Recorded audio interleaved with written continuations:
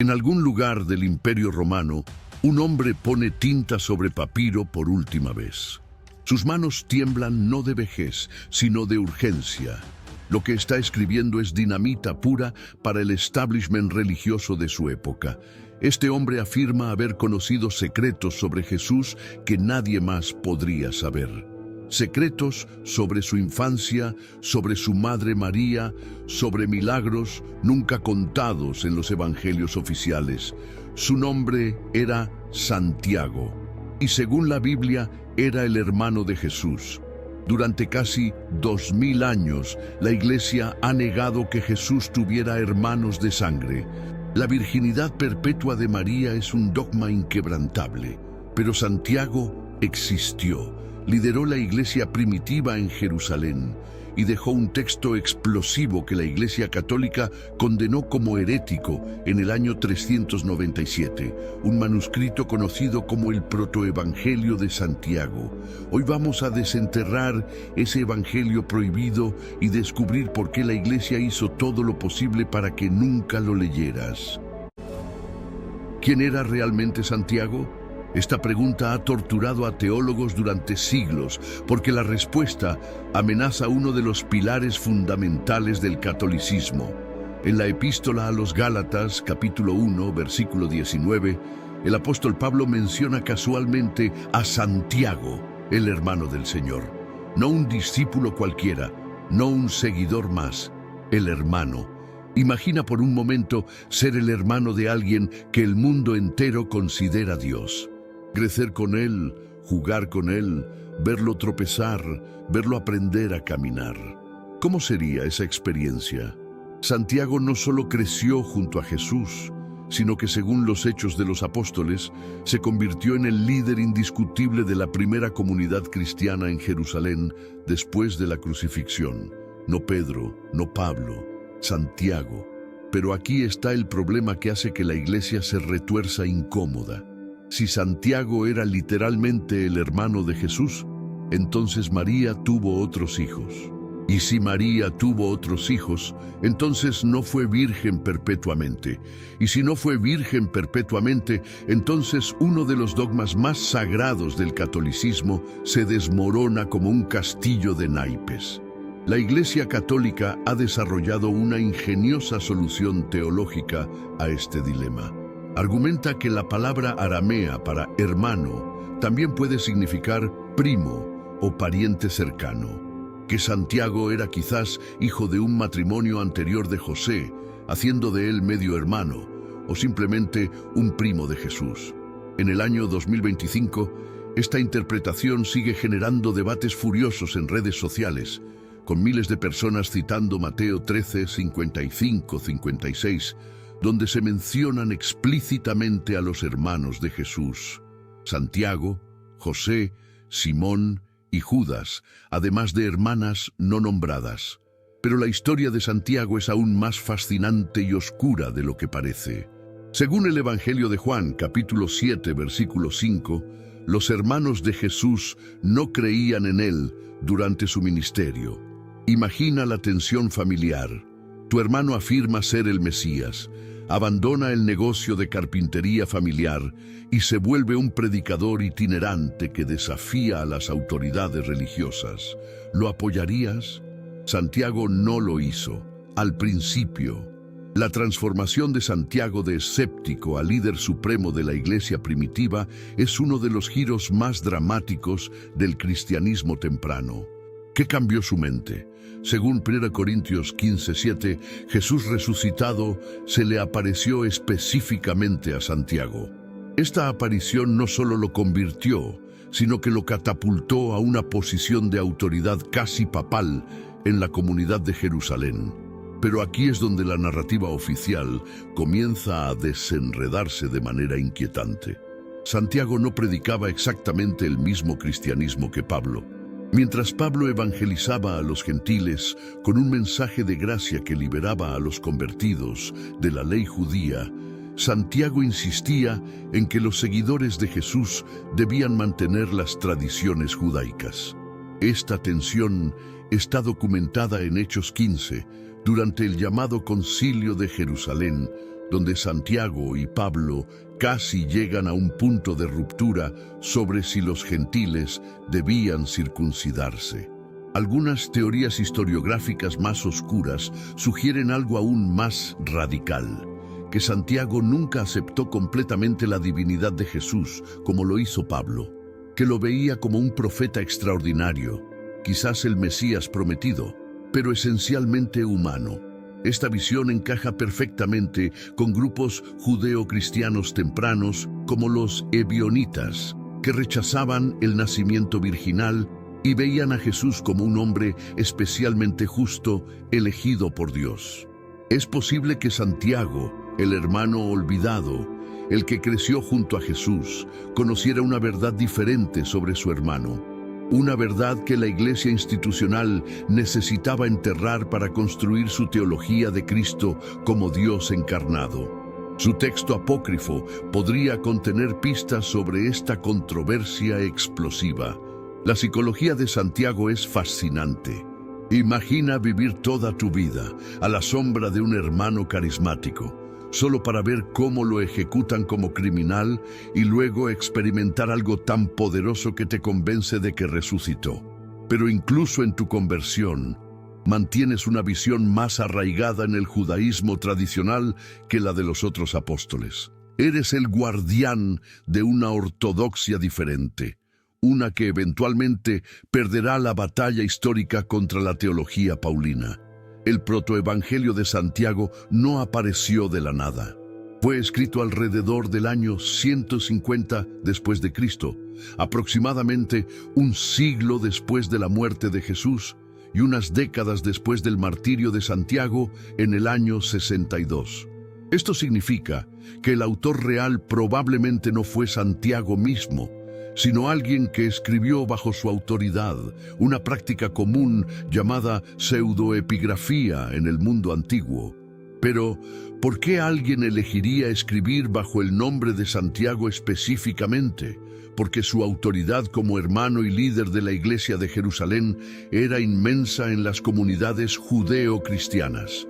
Un texto atribuido a él tendría peso instantáneo, especialmente si desafiaba narrativas que se estaban volviendo ortodoxas sobre María y Jesús. El manuscrito fue descubierto y redescubierto múltiples veces a lo largo de la historia. Fragmentos fueron encontrados en antiguas bibliotecas monásticas, en colecciones de textos apócrifos, incluso en cuevas similares a las que guardaron los rollos del Mar Muerto. La biblioteca de Nag Hammadi en Egipto, descubierta en 1945, contenía evangelios gnósticos similares que también fueron suprimidos. Cada redescubrimiento genera una ola de controversia. En 2024, un hallazgo arqueológico volvió a encender el debate. Investigadores, incluido un equipo con participación brasileña, encontraron fragmentos de papiro relacionados con el llamado Evangelio de la Infancia, un texto apócrifo vinculado temáticamente al protoevangelio de Santiago. Este evangelio presenta a Jesús niño realizando milagros a veces caprichosos y hasta vengativos, matando a un niño que lo empujó, dando vida a pájaros de barro, confundiendo a sus maestros con sabiduría sobrenatural. ¿Por qué importa esto? Porque si Santiago realmente conoció a Jesús de niño, podría haber sido testigo de estos eventos extraños. El protoevangelio prepara el escenario para estas historias al narrar el contexto de la infancia de María y el nacimiento extraordinario de Jesús. Es como si el autor dijera: antes de contarte sobre el Jesús niño problemático, déjame mostrarte por qué su familia era única desde el principio. La iglesia primitiva tenía razones poderosas para suprimir estos textos. No solo humanizaban demasiado a Jesús, mostrándolo como un niño con emociones y poderes descontrolados, sino que también empoderaban peligrosamente la figura de María de maneras que no encajaban con la teología patriarcal emergente. El año 397 después de Cristo marca un punto de no retorno en la historia del cristianismo. En Cartago, al norte de África, los líderes de la Iglesia se reunieron en concilio para decidir qué textos serían considerados sagrados y cuáles serían desterrados como apócrifos o heréticos. El protoevangelio de Santiago fue condenado oficialmente. ¿Pero por qué? ¿Qué hacía este texto tan peligroso que los obispos decidieron borrarlo del canon? La respuesta está en el poder institucional. Para el siglo IV, la Iglesia ya no era una colección de comunidades dispersas y perseguidas. Después del Edicto de Milán en 313 y el Concilio de Nicea en 325, el cristianismo se había convertido en la religión del Imperio Romano. Y los imperios necesitan ortodoxia, no diversidad teológica. El protoevangelio presentaba problemas específicos. Primero, elevaba demasiado a María, narrando su vida desde su concepción milagrosa por parte de su madre Ana, su crianza en el templo de Jerusalén y su virginidad verificada por parteras después del nacimiento de Jesús. Esta María era poderosa, casi divina en sí misma, una figura que podría competir con Cristo en devoción popular. Segundo, el texto complicaba la doctrina emergente sobre los hermanos de Jesús. Aunque el protoevangelio apoya la virginidad perpetua de María al sugerir que los hermanos eran hijos de un matrimonio anterior de José, esta explicación no satisfizo a todos. Los grupos protestantes que surgirían siglos después rechazarían esta interpretación, viendo a los hermanos como hijos biológicos de María y José, nacidos después de Jesús. Tercero, y quizás más peligroso, el texto mostraba una cristiandad menos monolítica. Revelaba que en el siglo II aún circulaban múltiples versiones de la historia de Jesús, cada una enfatizando diferentes aspectos. Si la gente común descubría que los evangelios oficiales no eran las únicas narrativas disponibles, ¿qué más podrían cuestionar?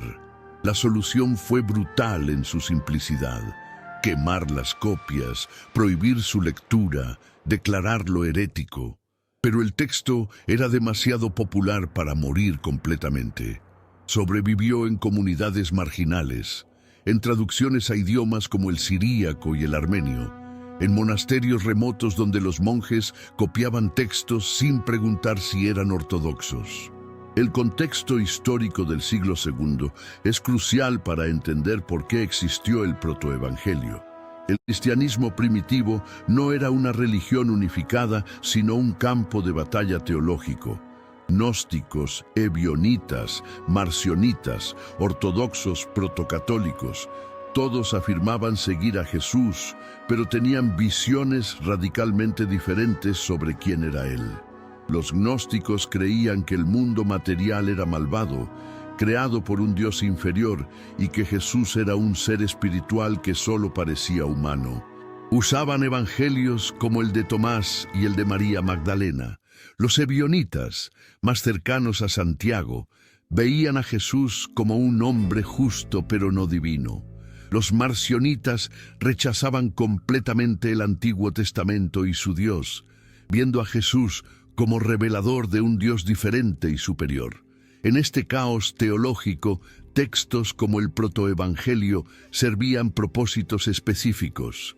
Para comunidades que veneraban a María, ofrecía una biografía completa de ella que los evangelios canónicos omitían. Para grupos que querían defender la virginidad perpetua contra críticos judíos y paganos, proporcionaba evidencia con el testimonio de las parteras. El Imperio Romano en el siglo II también estaba cambiando. Las persecuciones contra cristianos eran intermitentes, pero brutales. En este contexto, los textos secretos circulaban en comunidades clandestinas, copiados en casas privadas, leídos en reuniones nocturnas. El protoevangelio podría haber sido uno de esos textos preciosos que se pasaban de mano en mano, considerado sagrado por algunos, aunque la autoridad emergente de obispos poderosos comenzaba a rechazarlo. En el año 2025, las discusiones sobre estos textos han explotado en redes sociales. En Reddit, X, antes Twitter y YouTube, Miles de personas debaten por qué la Iglesia Católica insiste en la virginidad perpetua de María cuando la Biblia menciona explícitamente hermanos de Jesús. Algunos ven esto como evidencia de manipulación histórica, una conspiración para controlar la narrativa y mantener el poder institucional. Otros defienden las interpretaciones tradicionales, argumentando que hermano, en contexto semítico, puede significar pariente cercano. Lo que nadie puede negar es que el protoevangelio de Santiago toca un nervio sensible que sigue vivo 2000 años después. La pregunta de quién era realmente Jesús, si tuvo hermanos de sangre, qué secretos conocía su familia, sigue siendo explosiva. Y estamos a punto de sumergirnos en lo que ese texto prohibido realmente dice, porque lo que está escrito en esas páginas antiguas no solo desafía dogmas, revela una historia alternativa del cristianismo que casi fue borrada para siempre. Abre el protoevangelio de Santiago y lo primero que notarás es sorprendente. Este no es un evangelio sobre Jesús, es un evangelio sobre María, y no la María sumisa y silenciosa que la tradición posterior pintaría, sino una María extraordinaria, milagrosa, casi divina desde antes de nacer. La historia comienza con Joaquín y Ana, los padres de María, ancianos y sin hijos. En la cultura judía del siglo I, la infertilidad era vista como una maldición divina. Joaquín es rechazado cuando intenta hacer una ofrenda en el templo porque no tiene descendencia. Devastado, huye al desierto para ayunar durante 40 días. Ana, su esposa, se lamenta en su jardín. Es un escenario de desesperación absoluta. Entonces ocurre el milagro. Un ángel se aparece a ambos por separado con el mismo mensaje. Ana concebirá una hija que será recordada en todas las generaciones. No es una hija cualquiera. El texto sugiere que María misma será concebida de manera especial, sin la mancha del pecado. Esto es dinamita teológica, la doctrina católica de la Inmaculada Concepción, que no se convertiría en dogma oficial hasta 1854, ya está implícita aquí en el siglo II. Cuando María nace, sus padres la consagran a Dios. A los 3 años, en una escena visualmente deslumbrante que ha sido representada en miles de pinturas ortodoxas y católicas, la pequeña María sube sola los 15 escalones del Templo de Jerusalén sin mirar atrás. El sumo sacerdote la recibe y la coloca en el tercer escalón del altar, donde Dios la llena de gracia. Desde ese momento, María vive en el templo, alimentada por ángeles, creciendo en pureza absoluta. Esta imagen de María criada literalmente en la casa de Dios sirve un propósito teológico específico. Prepara al lector para aceptar que cuando el ángel Gabriel la visite años después para anunciar que dará a luz al Mesías, ella ya es un ser excepcional. No es una campesina cualquiera de Nazaret. Es una mujer que ha vivido en la presencia divina desde la infancia. Pero aquí está el giro fascinante. Al elevar tanto a María, el texto inadvertidamente la humaniza de maneras que los evangelios canónicos nunca hicieron. Vemos su miedo cuando tiene su primera menstruación y los sacerdotes deben sacarla del templo porque ya no puede permanecer en el lugar sagrado siendo ritualmente impura. Vemos su confusión cuando le dicen que debe casarse. Vemos su protesta. Ella ha hecho voto de virginidad. ¿Cómo puede casarse? La solución es José, descrito no como un joven carpintero, sino como un viudo anciano con hijos adultos de su matrimonio anterior. Esto resuelve elegantemente el problema de los hermanos de Jesús. Santiago, José, Simón y Judas no son hijos de María, sino hijastros, hijos de José. María permanece virgen perpetuamente. El dogma está a salvo. La obsesión del protoevangelio comprobar la virginidad de María roza lo extremo. Y es precisamente esta obsesión la que revela las batallas teológicas del siglo II. Cuando este texto fue escrito, Los cristianos enfrentaban acusaciones brutales de judíos y paganos. ¿Cómo podía una virgen concebir? ¿No era más probable que María hubiera sido infiel o violada? El texto responde con una escena que ha escandalizado y fascinado durante siglos.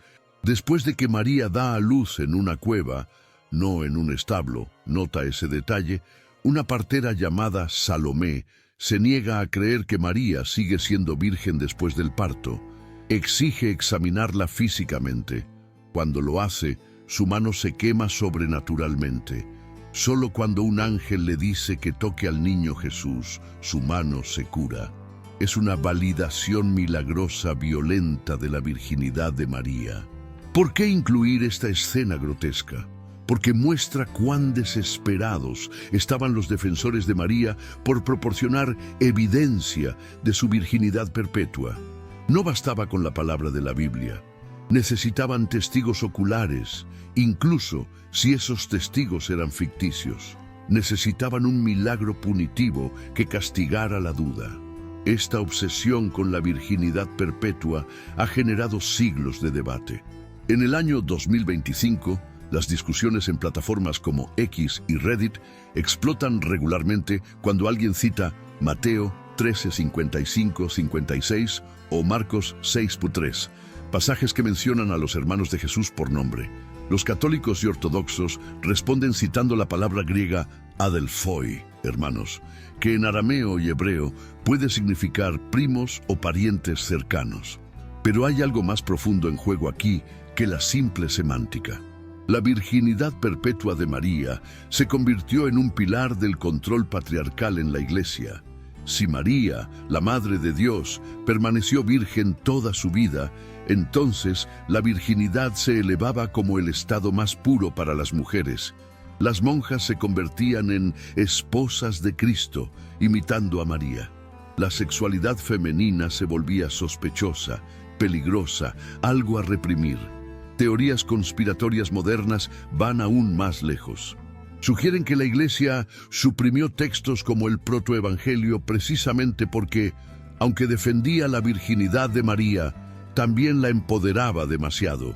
Una María que vive independientemente en el templo, que hace votos por sí misma, que cuestiona a las autoridades, es demasiado fuerte para una institución que durante siglos mantuvo a las mujeres silenciadas y subordinadas.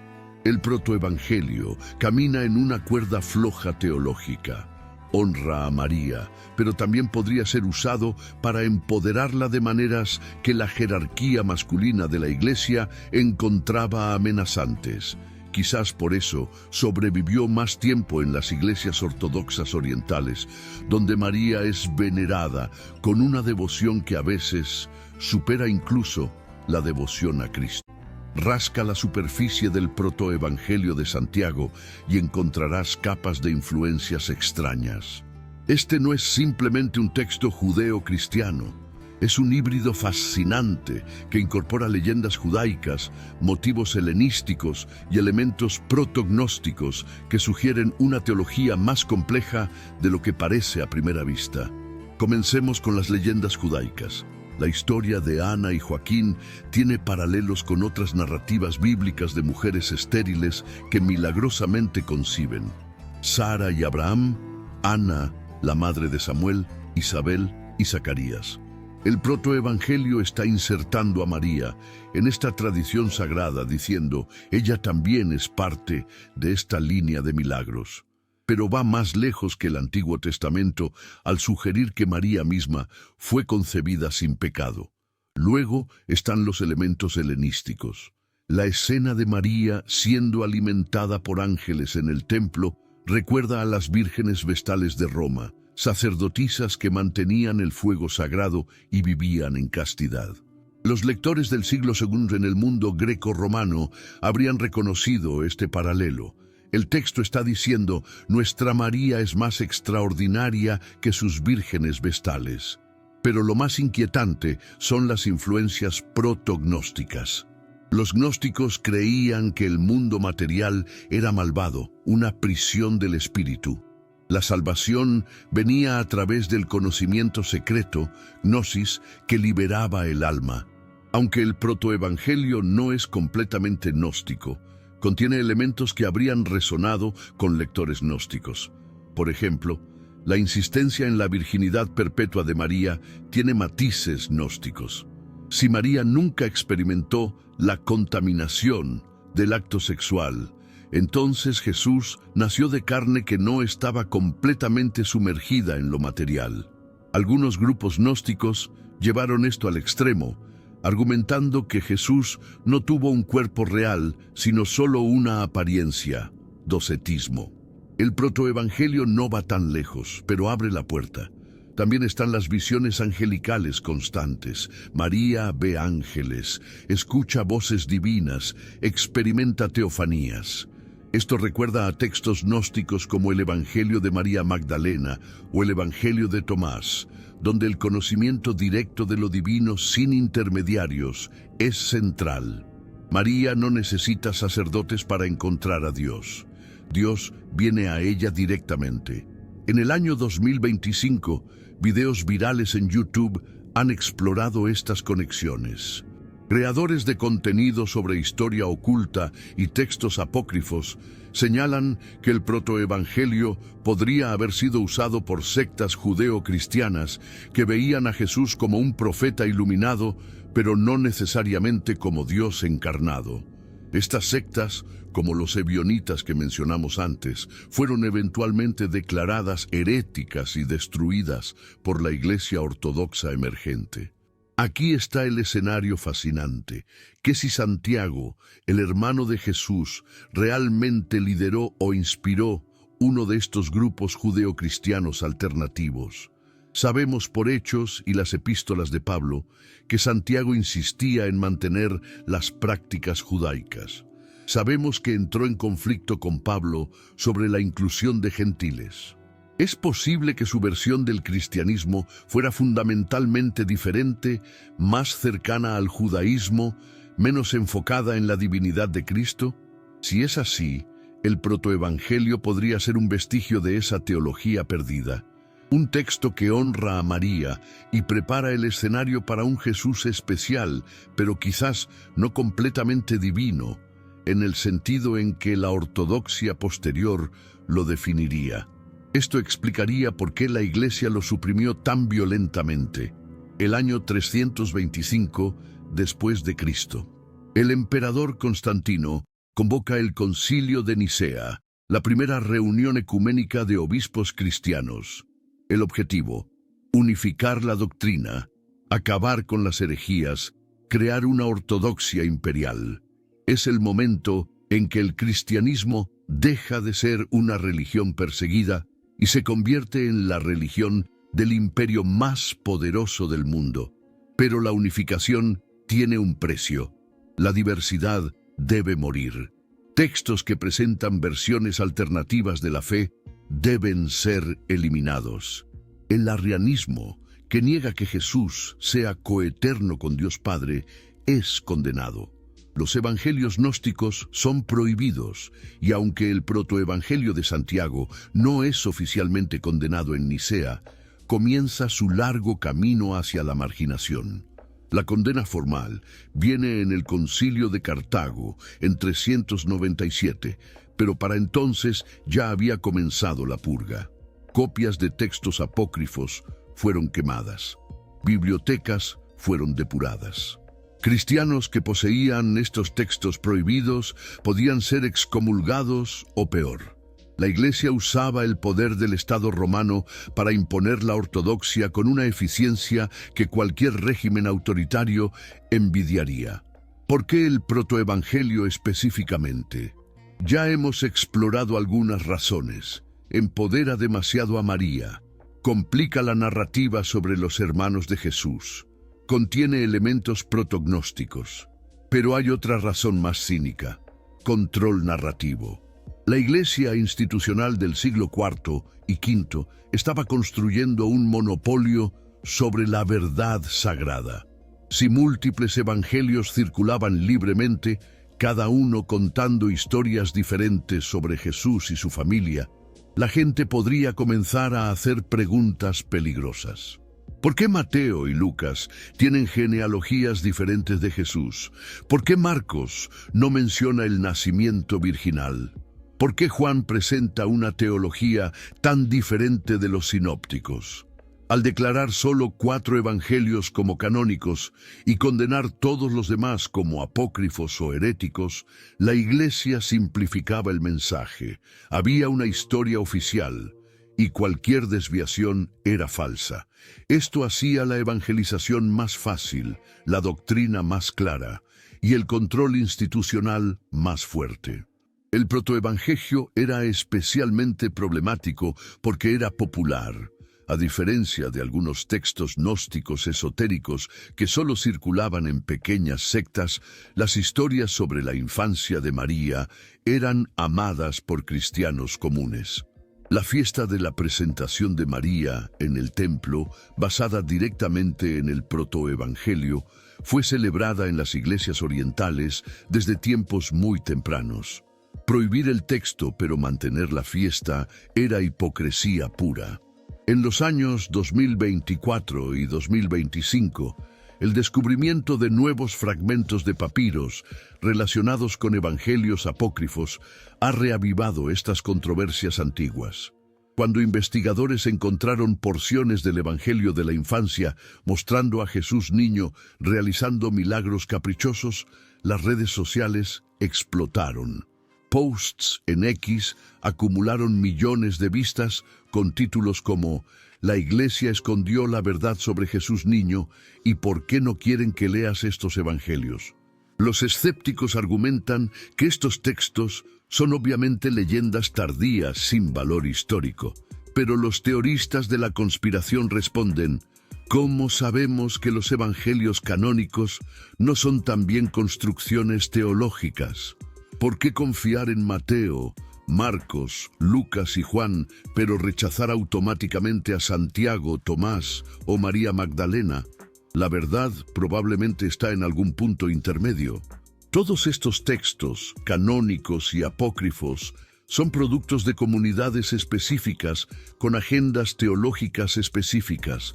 Ninguno es una grabación objetiva de los eventos, pero al suprimir violentamente los textos apócrifos, la Iglesia nos privó de ver el cristianismo primitivo en toda su diversidad caótica y fascinante. Y aquí está el giro final de este capítulo. A pesar de siglos de prohibición, censura y quema de libros, el protoevangelio de Santiago sobrevivió. Copias permanecieron escondidas en monasterios remotos. Traducciones circularon en idiomas que Roma no podía controlar completamente: siríaco, armenio, georgiano, eslavo eclesiástico. La memoria del texto se preservó en la liturgia y el arte, incluso cuando leerlo era prohibido. El fantasma de Santiago, el hermano olvidado, se negó a ser silenciado. Y en la era digital, ese fantasma ha vuelto con una venganza. El 20 de marzo de 2024, una noticia sacudió el mundo de los estudios bíblicos. Un equipo internacional de investigadores, que incluía a expertos brasileños, anunció el descubrimiento de fragmentos de papiro del siglo VI que contenían porciones del Evangelio de la infancia, un texto apócrifo estrechamente relacionado con el protoevangelio de Santiago. Los fragmentos fueron encontrados en la Biblioteca Estatal de Berlín, escondidos entre documentos que habían sido catalogados erróneamente durante más de un siglo. Lo que hizo que este descubrimiento fuera explosivo no fue solo la antigüedad de los fragmentos, sino su contenido. Describían a Jesús como un niño con poderes milagrosos, pero control emocional limitado. En una escena, Jesús maldice a un niño que lo empujó, causando que el niño se marchitara y muriera. En otra, da vida a pájaros de barro para impresionar a sus amigos. Estas historias presentan una imagen de Jesús radicalmente diferente del niño sabio, pero obediente de los evangelios canónicos. En cuestión de horas, el descubrimiento se volvió viral en redes sociales. Videos en YouTube con títulos como "Descubren Evangelio prohibido que muestra a Jesús vengativo" acumularon millones de vistas. En X, hilos de Twitter debatían furiosamente si estos textos eran evidencia de que la Iglesia había estado ocultando la verdadera naturaleza de Jesús durante 2000 años. Los académicos respondieron con su cautela habitual, señalando que estos evangelios de la infancia son claramente legendarios, escritos siglos después de los eventos que describen. Pero para millones de personas en Internet, el daño ya estaba hecho. La narrativa de "la Iglesia nos mintió" se había reforzado una vez más. Lo fascinante es cómo estos descubrimientos se conectan directamente con el protoevangelio de Santiago. Ese texto prepara el escenario para las historias de Jesús niño, al establecer que María era una figura milagrosa criada en el templo, y que su hijo sería extraordinario desde el momento de su concepción. Los evangelios de la infancia son, en cierto sentido, secuelas naturales del protoevangelio. Pero hay algo más inquietante en juego aquí. El momento de estos descubrimientos no es accidental. En 2025 vivimos en una era de creciente escepticismo hacia instituciones religiosas.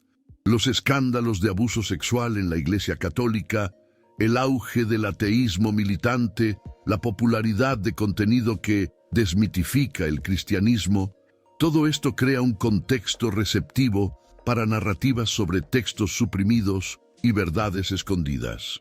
Cada nuevo fragmento de papiro encontrado se convierte en munición para dos bandos opuestos. Para los creyentes tradicionales, son confirmaciones de que la Iglesia tomó las decisiones correctas al excluir estas leyendas del canon bíblico. Para los escépticos y revisionistas, son evidencia de una conspiración histórica masiva para controlar el mensaje del cristianismo. La verdad, como siempre, es más compleja. Estos textos apócrifos revelan que el cristianismo primitivo era increíblemente diverso. Diferentes comunidades contaban diferentes historias sobre Jesús, enfatizando diferentes aspectos de su vida y enseñanzas. El proceso de canonización que produjo el Nuevo Testamento que conocemos hoy fue, inevitablemente, un proceso de selección, inclusión y exclusión. Lo que nos lleva a una pregunta incómoda. ¿Cuántos otros textos como el protoevangelio de Santiago yacen todavía sin descubrir en archivos polvorientos, cuevas del desierto o monasterios olvidados? Y si los encontráramos, ¿cambiarían fundamentalmente nuestra comprensión del cristianismo primitivo? El protoevangelio de Santiago puede haber sido prohibido por la Iglesia institucional, pero su influencia cultural es imposible de borrar. Mira cualquier icono ortodoxo de la presentación de María en el templo y estás viendo una imagen directamente extraída de ese texto apócrifo. Asiste a la fiesta litúrgica del 21 de noviembre en iglesias ortodoxas orientales o católicas orientales y estás celebrando un evento que solo se narra en el protoevangelio. La paradoja es deliciosa. La Iglesia condenó oficialmente el texto, pero absorbió sus historias en su liturgia y tradición. Es como prohibir una novela, pero convertir sus escenas más memorables en días festivos nacionales. En noviembre de 2025, posts en X de cristianos ortodoxos celebraron la presentación de María con hermosas imágenes de la niña de 3 años subiendo las escaleras del templo.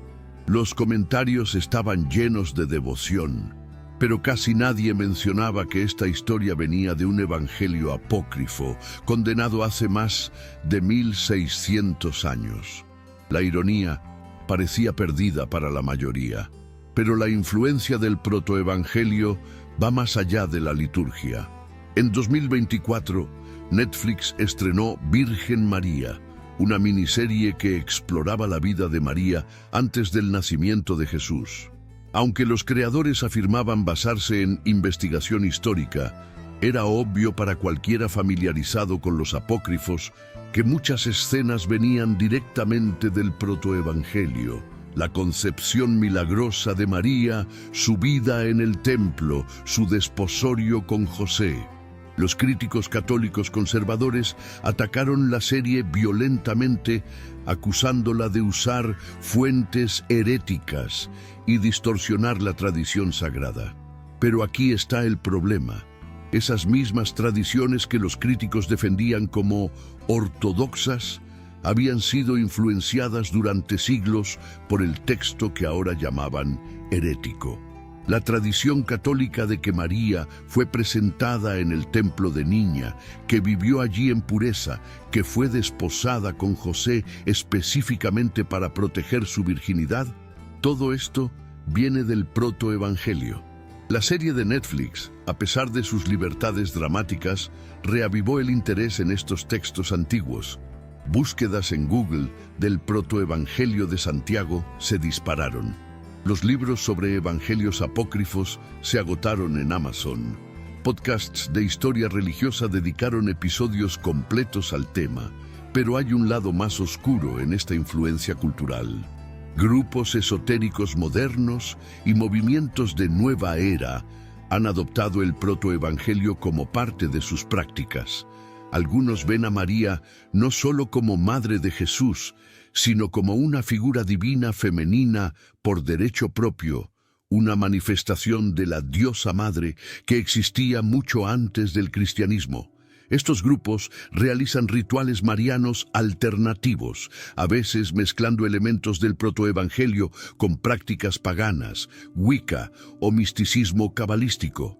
Para ellos, el hecho de que la Iglesia prohibiera el texto es precisamente lo que lo hace valioso. Representa una tradición suprimida, un conocimiento oculto, una conexión con aspectos femeninos de lo divino que el cristianismo patriarcal intentó destruir. Visita cualquier librería esotérica y encontrarás ediciones del protoevangelio vendidas junto a textos sobre diosas paganas, tarot y astrología. Esta asociación horroriza a los académicos serios, que ven estos textos apócrifos como documentos históricos fascinantes, pero no como escrituras sagradas alternativas o fuentes de poder oculto. La comercialización del protoevangelio es otro fenómeno curioso. Editoriales han publicado versiones ilustradas del texto dirigidas al público general, a menudo con títulos sensacionalistas como Los evangelios que la Iglesia no quería que leyeras o Los secretos perdidos de María. Estas ediciones venden miles de copias, aunque la mayoría de los compradores probablemente nunca las leen completas. En la cultura popular, referencias al protoevangelio aparecen en lugares inesperados. Novelas históricas sobre los primeros cristianos lo mencionan. Videojuegos sobre historia religiosa lo incluyen como un documento secreto que los jugadores pueden desbloquear. Incluso memes en Internet juegan con la idea de María criada por ángeles en el templo, como algo absurdamente fantástico. Y ahora llegamos al corazón oscuro de esta historia, al lugar donde la historia académica se encuentra con la especulación salvaje, donde los hechos se difuminan con la ficción y donde las preguntas más inquietantes permanecen sin respuesta. Si el protoevangelio de Santiago sobrevivió a pesar de siglos de prohibición y persecución, ¿qué más podría estar escondido? ¿Qué otros textos yacen en los archivos secretos del Vaticano, nunca catalogados, nunca estudiados, deliberadamente mantenidos fuera del alcance de académicos y del público? La Biblioteca Apostólica Vaticana contiene más de 1.5 millones de libros impresos y 80.000 manuscritos. Es una de las colecciones más antiguas y valiosas del mundo. Pero también es notoriamente restrictiva. Los académicos deben solicitar acceso con meses de anticipación, especificar exactamente qué documentos quieren ver, y están limitados a cuántos pueden examinar por día. Secciones enteras de los archivos están completamente cerradas, incluso a investigadores acreditados. ¿Qué están protegiendo? Los defensores del Vaticano argumentan que están preservando documentos frágiles y manteniendo estándares académicos. Los teoristas de la conspiración tienen otras ideas. Creen que los archivos contienen textos explosivos que, si fueran revelados, destruirían los fundamentos de la fe cristiana. Evangelios completos que contradicen la narrativa oficial. Cartas de testigos oculares de Jesús que lo presentan de manera radicalmente diferente. Documentos que prueban que la divinidad de Cristo fue una invención posterior. Una teoría particularmente fascinante se centra en los años perdidos de Jesús. Los evangelios canónicos son notablemente silenciosos sobre la vida de Jesús entre los 12 y 30 años. ¿Dónde estaba? ¿Qué estaba haciendo? Algunas tradiciones afirman que viajó a India, Egipto o Persia estudiando con maestros místicos. Aunque no hay evidencia histórica sólida de esto, ¿qué pasaría si Santiago, su hermano que creció con él, supiera la verdad? ¿Qué pasaría si existiera una versión completa del testimonio de Santiago, no solo sobre María, sino sobre Jesús mismo, sobre sus años de formación, sobre su transformación de carpintero a profeta?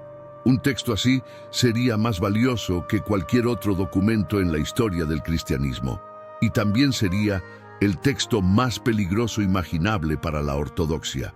En 2025, youtubers y bloggers especulan sin cesar sobre esto. Videos titulados "Los documentos que el Vaticano esconde sobre Jesús" tienen millones de vistas. Hilos en Reddit debaten apasionadamente si la Iglesia tiene evangelios completos de testigos oculares que nunca ha revelado.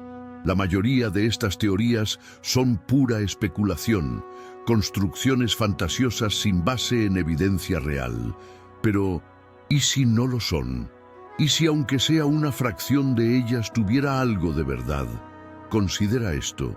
El Evangelio de Judas, un texto gnóstico que presenta a Judas Iscariote como el único discípulo que entendió verdaderamente la misión de Jesús, fue considerado un mito hasta que una copia fue descubierta en los años 1970 y finalmente publicada en 2006. Durante siglos, académicos asumieron que todas las copias habían sido destruidas. Estaban equivocados.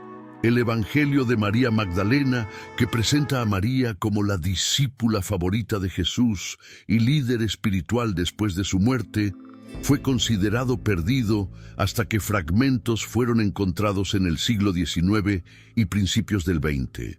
Durante 1500 años, la Iglesia logró suprimir este texto tan efectivamente que la mayoría de los cristianos ni siquiera sabían que existía.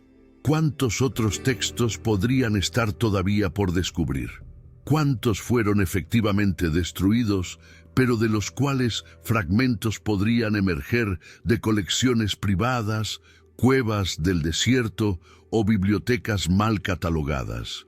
Y aquí está la pregunta que mantiene despiertos a los teoristas de la conspiración. ¿Qué pasaría si la Iglesia sí sabe de la existencia de algunos de estos textos, pero elige no revelarlos?